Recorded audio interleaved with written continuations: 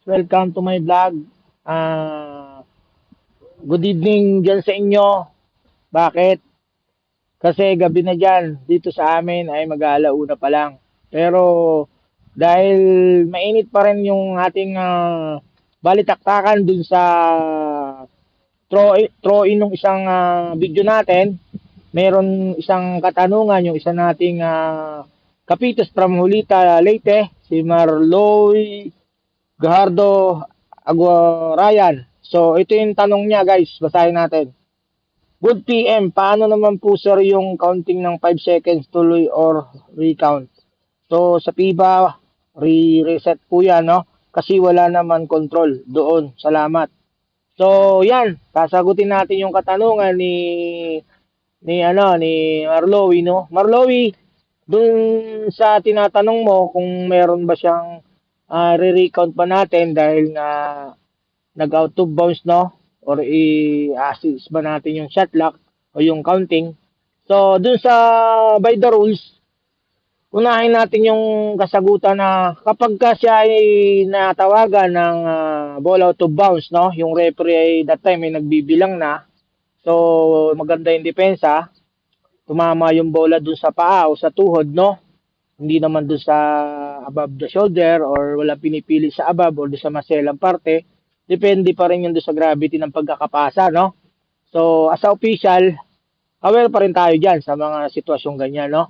So, pag ganyan, Marlowy, nagkaroon siya ng, out of bounds pick, naklak tayo, then, direction of play, no? So, pagka ganyan, yung shot lock natin dyan, as is lang siya. Pero, yung counting natin dyan, dahil nagkaroon ng dead ball yan, magbibilang po ulit tayo dyan, no? Ng another 5. So, yan po yung difference ng dalawa. Shot lock assist, 5 seconds counting, reset. Pero, kapag yung depensa naman po, sa pangalawang scenario natin, Marlowy, no? A1 thrower, pagpasa niya, biglang merong tinatawag na kickball, no? So, dyan, kapag yan ay below 14, yung shot lock niyan, re-reset natin sa 14, no? Yung shot lock dyan, pag kickball lang nangyari, re-reset natin yan. Pero, kapag yan ay, pagdating naman doon sa bilang, nagbibilangan na natin yung thrower dyan, no? So, kung saan na-stop yung bilang niya, i-continuous natin yon. So, yun po yung ano natin dyan. Difference natin doon sa hindi kinikball, saka doon sa kinikball. Kapag during nagbibilang po yung referee ng 5 seconds. Meron nga po tayong sinasabi doon sa basketball ng 5 seconds, limit such as inbound, holding the ball or holding the ball while closely guarded.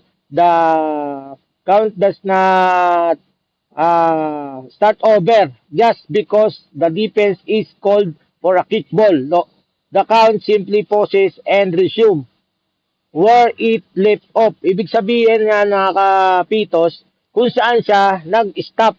So kapag ganyan, no, so walang yan po yung ano natin diyan, ruling, no.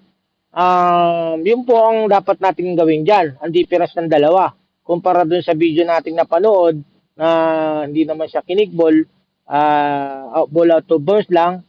So as is yung shot lock, reset po yung counting. Ito naman, pangalawang senaryo, recap lang natin. Nagto-throw in, pagpasa ng bola, sinipa, sinadya, meron siyang intention, no? So, yung shot lock natin, re-reset natin yan kapag yan ay below 14.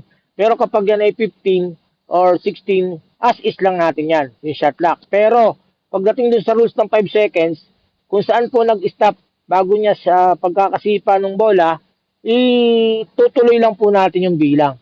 Okay? So, salamat sa pakikinig nyo palagi sa aking mga video, guys. I hope may nakuha na naman kayong bagong tip na ating kasagutan sa katanungan ng ating isang kapitas from Hulita, Leyte.